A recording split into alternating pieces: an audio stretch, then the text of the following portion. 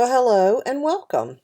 This is EDLS 550, and I am Dr. Lisa Stockdale. I will be your instructor for this course, and this presentation is designed to help support your learning for week 1. And so what I'll be mentioning in this presentation goes along with the assigned readings. We've got 3 texts for the course. Of course, they're in your syllabus, but the Freeman and Freeman text, English Language Learners, the Essential Guide, the Being the Change by Sarah Ahmed, and the ELL Teacher's Toolbox. And just wanted to mention that English Language Learners is somewhat of an antiquated term. We've just moved in recent years to saying English learners. And so you'll see most of my materials in PowerPoints and things will say ELs, referring to English learners. But let's go ahead and get started. I wanted to, first of all, introduce you to 4 of my family members, 4 of my furry family members. These are my 4 dogs, Maya, Callie, Zeus, and JJ. And I posted this picture for a reason. So one of the reasons is that I am going to be working from home a lot of times to produce these presentations, and I wanted you to know that should you hear a sudden cacophony of barking or noises, it's most likely one of these or all 4 of these little fellas here, or girls and boys. But the other reason I want to talk about dogs is because I read a quote by Jerome that I wanted to share with you, because I think dogs can teach teachers a thing or two about what they ought to think about in their classroom. Jerome says, "Dogs never talk about themselves, but listen to you while you talk about yourself and keep up an appearance of being interested in the conversation." There is usually, in most classrooms, an overabundance of teacher talk. We as teachers tend to talk too much. And so I want to encourage you in this school year to take a look at how much you're talking versus how much your students are talking, and making sure that you are creating ways to encourage them to talk more. And so one of the things I wanted to encourage you to do was to intentionally create opportunities for authentic talk. And the first thing we want to make sure of is that we are modeling authentic talk and active listening for our students. So what does that look like? What do I mean by authentic talk and active listening? Modeling authentic talk and active listening for your students means that you are genuinely interested when you ask a question. Are you waiting for a response? Do you make eye contact when the child is talking, or are you looking over their shoulder to see what that group of children are doing in the classroom? Do you listen intently and respond appropriately? Are you furthering the conversation? Are you encouraging them to expand their thinking, or are you responding with things like, "Oh yeah, that's nice"? Do you ask open-ended questions?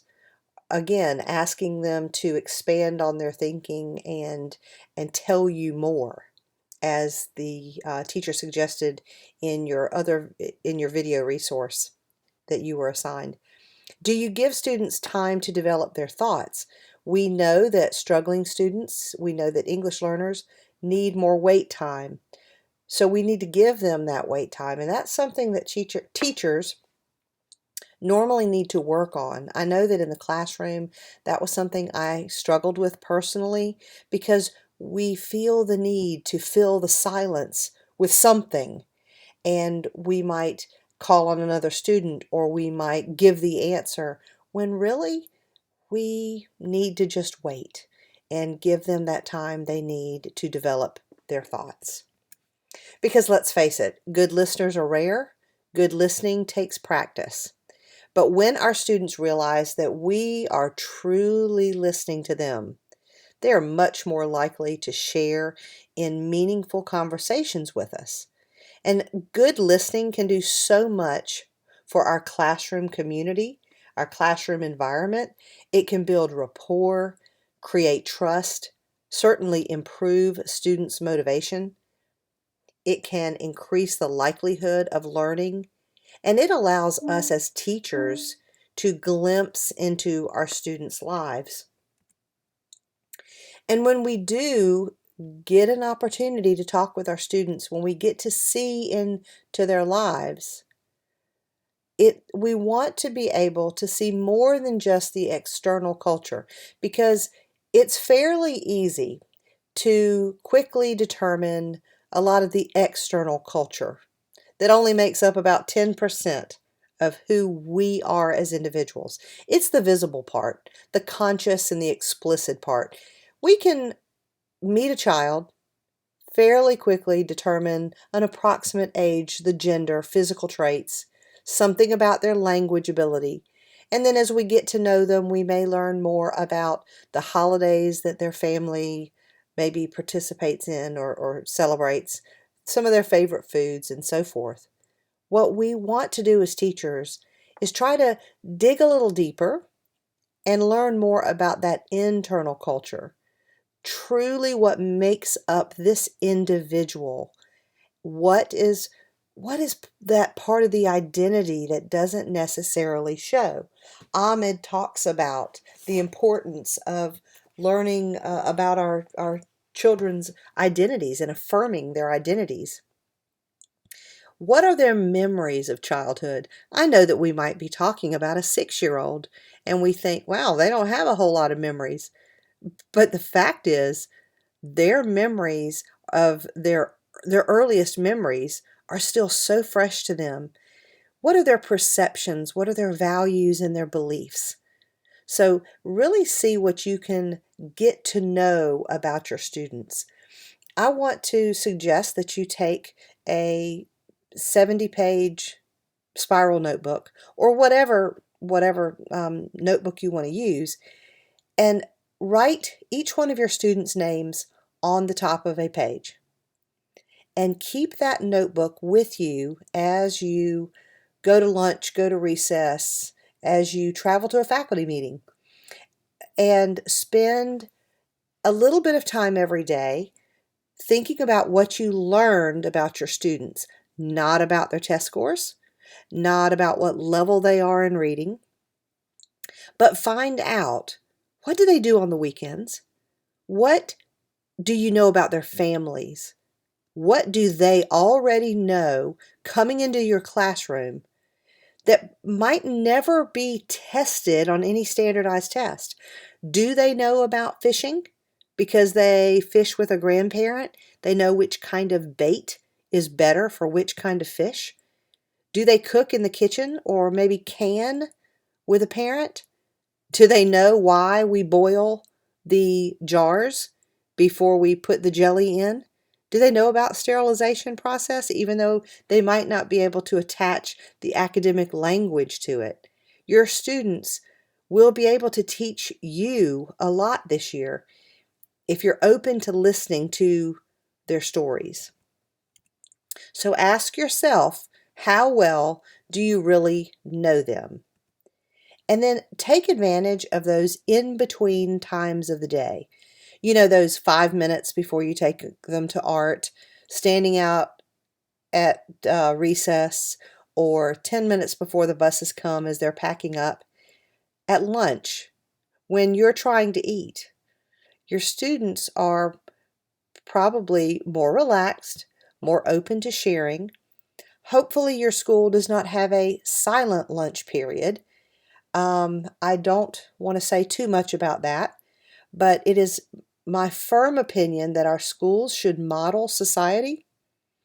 And when I go to a restaurant, I don't see people sitting at a restaurant having silent lunch. I don't believe we're taking advantage of teaching our children social behaviors by making them have silent lunch. Um, I've actually had discussions about administrators about that topic, and I'm glad to say that I swayed an administrator who strongly believed in silent lunch period, and we worked as a school to teach our students how to converse with one another in a quiet manner in the lunchroom. But take advantage of those in-between times of the day. Then I want to ask you to think about going to these resources, or these websites, excuse me, that I'm about to suggest. This first one, Rhode Island Teachers of English Language Learners, is a project that some master's teachers did, master students, and they had to create a PowerPoint on different languages. So if you go to the website, the PowerPoints will be arranged by languages of and countries of each continent. So I had a few Vietnamese speakers when I was an ESOL teacher. So I chose Asia. I went to Vietnamese, and then I pulled up this PowerPoint. Most of the teachers have done a great job. They provide a map, something about the geographic location of the country where the language, or countries where the language is spoken, and lots of information. What I found was really helpful was that most of the PowerPoints included linguistic difficulties that children might have while they're learning English if that language is their first language. So in Vietnamese, for example, a student learning English might have trouble pluralizing nouns. They might say to book. They might have trouble with past tense verbs and say, he eat lunch yesterday. They might have trouble with conjunctions and leave those out and say, you, I go to zoo instead of you and I go to the zoo. Another helpful part of these PowerPoints is that they provide pronunciation difficulties. So a Vietnamese speaker might struggle with consonant clusters such as SP, DR, STR, and so forth. So that's one resource. The other one is If It Were My Home, and this is a quick one-page kind of like factoid that is arranged by country. I have a student at Coker who is in early childhood education, and he's from the Democratic Republic of the Congo. So I chose that, and when I go to the Democratic Republic of the Congo, I found out that if he would have stayed in his home country, he would have made over 99% less money. He would have used 99% less electricity. He actually talked about the lack of electricity and has some amazing stories to tell. So this will give you some insight as to where your students are coming from. The last website I want to mention is omniglot.com.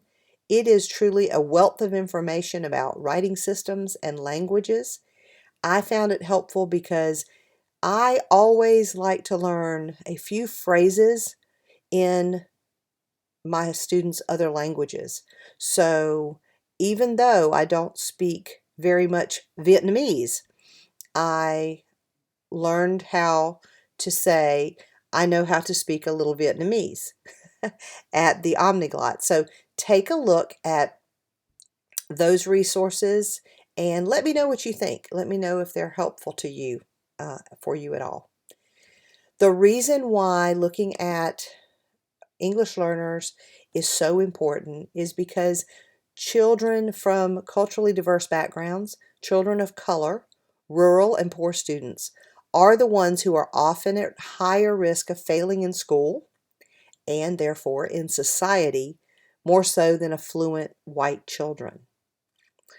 And so I want to ask you, if you would, to stop the video at this time and find a piece of paper, number your paper from 1 to 6, and we're going to see if we can take a little quick quiz. And then start the video when you are ready. You're going to write true or false to the following statements. Number 1, the younger students are, the easier it is for them to learn a second language. Number 2, effective teaching strategies, practices for English learners also benefits native speaking students. Number 3, once ELs can converse comfortably in English, they no longer need ESOL support. Number 4, parents should speak English at home with their EL children so they can learn English faster. Number 5, students who can speak more than one language have cognitive advantages. Number 6, you cannot learn to read in 2 languages simultaneously. Write your answers, and now we'll check those answers. Number 1, the younger students are, the easier it is for them to learn a second language. That's actually a trick question, and I need to apologize. We know that there is a critical period for learning language. We know that children need to learn language when they are young, and they begin learning as very young infants. The reason this is a trick question is because learning a language does not mean just speaking it. Learning a language, becoming proficient in a language, includes listening, speaking, reading, and writing. Younger students do not learn to read and write in a second language faster than an older student who already reads and writes in their native language. So again, a little bit of a trick question, but I wanted to put it in here for food for thought. Number 2, effective teaching practices for ELs also benefits native speaking students. True, absolutely. All of these teaching strategies and practices that we're going to be using for English learners are going to benefit our struggling monolingual English-only students. 3, once ELs can converse comfortably in English, they no longer need ESOL support. False, absolutely not true. Number 4, parents should speak English at home with their EL children so they can learn English faster. That is also false. Sometimes I hear teachers encouraging parents to speak English at home with their English learner children. What we're doing is asking them to do something they're not good at. They need to be maintaining that native language. We also don't want our children having incorrect models of English.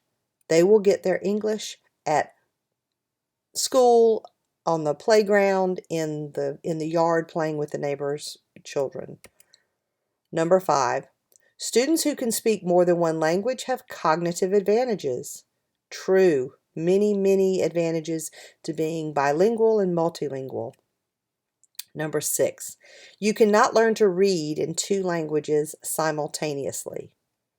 And that is false. Yes, you can.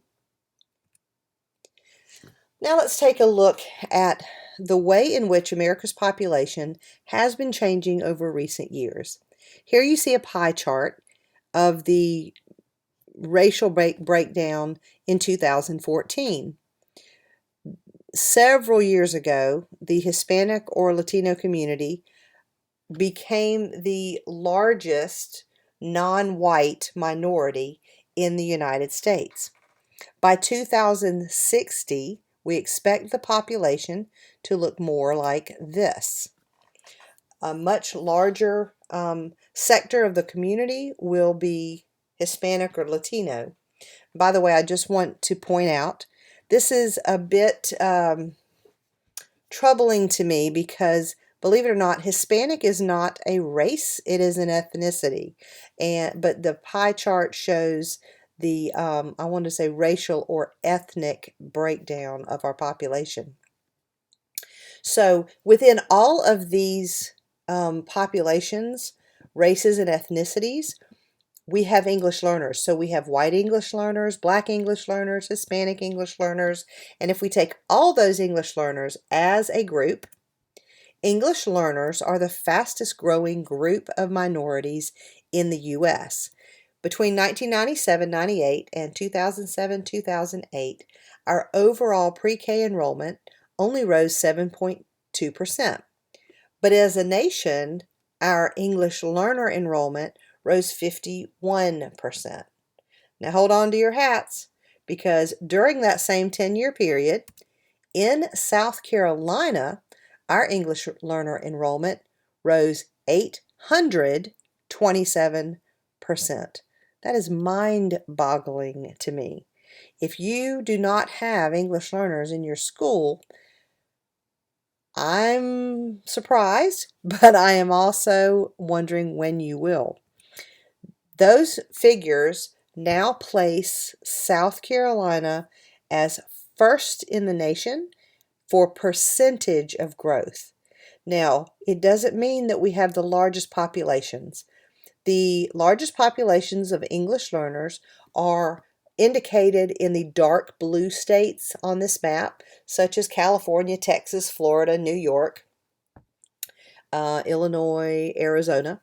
But in the light blue states, that's where we're seeing the largest or quickest growth. We're seeing it in the south, southeast, along the coast, and in rural areas. So let's take a look at South Carolina specifically. In 1998, there were just over 3,000 English learners enrolled in our ESOL program, which stands for English to Speakers of Other Languages. By 2002, that number had more than doubled. Of course, between 97-98, 2007-2008, we've already talked about how that number had increased over 827%. Between 2012 and 2013, we had more than 38,000 English learners enrolled, which was an increase of over 1,000. And I can tell you that number is even higher now. So what we're finding is our classrooms are more diverse, our student population, and our teachers are not. Our teacher population is not as diverse. And we've got some cultural mismatch going on. About 90% of our educators are white, and they attended most of them attended colleges and universities taught by predominantly white faculty members. Less than 20% of our pre-service teacher education programs require even one course in bilingual education. Only about 1/3 of our college programs offer any practicum experience with English learners, and only 13% of public school teachers have received more than 8 hours of professional development related to teaching children from diverse backgrounds. One of your assignments was to listen to what American linguist Stephen Krashen had to say about language acquisition. And hopefully you've watched that by now. He said, "We acquire language in only one way, when we understand messages. That's it. We've tried skill and drill. We've tried fill in the blank. We've tried a lot of ways, but it has to have meaning attached, and it has to become part of our lives. We have to use the language in meaningful ways. So acquiring a language is different from learning a language. Learning a language is what most of us did in high school and college, when we sat in a language class and we consciously tried to learn a language, but then we didn't use it. We didn't use it in day-to-day communicative circumstances. And unfortunately, most of us, or many of us, have lost those second language skills. So it's important for us as teachers to know about this iceberg model that Jim Cummins developed. When you think of an English learner coming into your classroom, it will take that child 1 to 2 years to develop his or her basic interpersonal communicative skills, or BICS. That's that conversational language that they need on the playground and in the lunchroom. It's the social language they need to communicate with you and their peers. Where's the bathroom? I lost my homework. I don't understand. It's the informal language. But it takes 5 to 7 to many more years to develop the cognitive and academic language proficiency, or CALP, the academic language for learning, and that's that formal language. An example of that would be knowing the difference, an informal way to say speed, the speed of the car, as opposed to the academic way would be the velocity. So I grew up as speaking German and English. My mother was German. So I learned both of those languages pretty well by the time I was 5. Although I did not learn to read and write in German until I got into college. The thought of me taking a college class in German scares me to death because I don't have the CALP in German. But I have the Bix. You could drop me in the middle of the country. I could order food. I could get a hotel room. I could take a train. I could talk to people. I have the BICS, or the basic interpersonal communicative skills. Those are very strong. It's just the CALP that has not developed because I haven't used my language in an academic setting. We know that something called linguistic interdependence is at work when we've got an English learner, or I'm going to say English learner, using the features of their first language to help support the second language. That builds common underlying proficiency. And it's the level at which a second language develops is somewhat dependent upon the level of competence in L1 that a learner has already achieved. So if a student is proficient in their first language, they read and write Spanish really, really well, there's going to be more transfer of reading and writing skills to English. 2 guys that I really want to make sure that you know about are Stephen Krashen on the left. That's a more recent picture. Jim Cummins on the right. And one misconception that we've had through the years is that English-only approach, total immersion, is the best way for students to acquire English. In fact, second language acquisition theory disputes that. It says that, you know what, our students have young brains, they're malleable, they can toggle back and forth between 2 languages at the same time. Most bilingual, multilingual learners, in fact, translanguage all day long. And that means they move between the languages they have. If you want to imagine that a language learner is in a pool of language, it's not compartmentalized.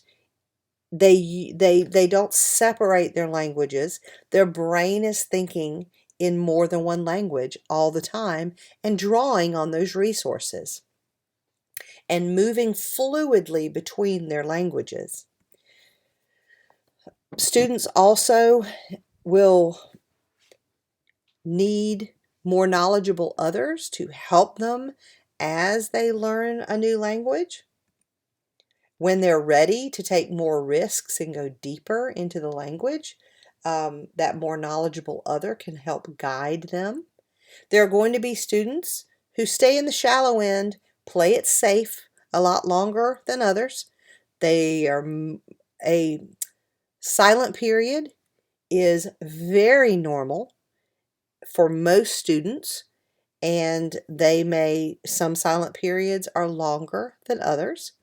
And then we've got some students who are ready to take risks. They just need a little support, and they're well on their way to learning their language. And we're going to have a wide range of students and ability levels when it comes to language learning in our classrooms. We know that learning more than one language builds neurons and causes our brains to fire in different ways, that we make connections between language cognates, or the words that we share between languages. For example, 30 to 40% of English words share a related word in Spanish, like important, importante, problem, problema, and information, información. We know that languages that have fewer cognates between English are often harder to learn, say, again, Vietnamese. Multilingual learners or bilingual learners, we've already said, can access a larger pool of linguistic resources, and they use those cognates to bridge between their languages. Bilingual language programs allow these multilingual learners greater access to vocabulary, broader understanding of syntax and semantics or meanings of language. We know that second languages are learned faster and more efficiently when at least some of the first language or L1 is used.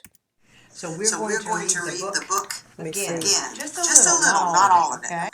Now, if you get the opportunity and this will play, I want to encourage you to watch this video of Avril. She came to the school where I was working as an ESOL teacher. She was in second grade, and she cried all the time. She went through a very long silent period.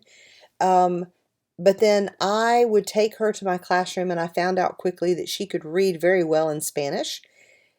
So she read the Spanish, I read the English. By the end of, well, not even the end of the school year, by spring, she was helping her classmates read in English when they were reading bilingual texts. So if children are already reading and writing in their L1, their first language, their ability to read and write in L2 will be greater because linguistic interdependence allows the L1 and the L2 to strengthen each other. Next time we'll be looking at different types of programs for English learners. I do want to tell you that even though I've talked about bilingual education, it is rare in South Carolina. In fact, South Carolina is an English-only state, and I'm not even going to address that right now, but we will talk in depth about our ESOL program and different types of instruction in ESL or ESOL. Please write down your comments, questions, thoughts, and I hope this has been helpful. I will try to make my next recording somewhat shorter. Have a wonderful morning, afternoon, or evening. Take care.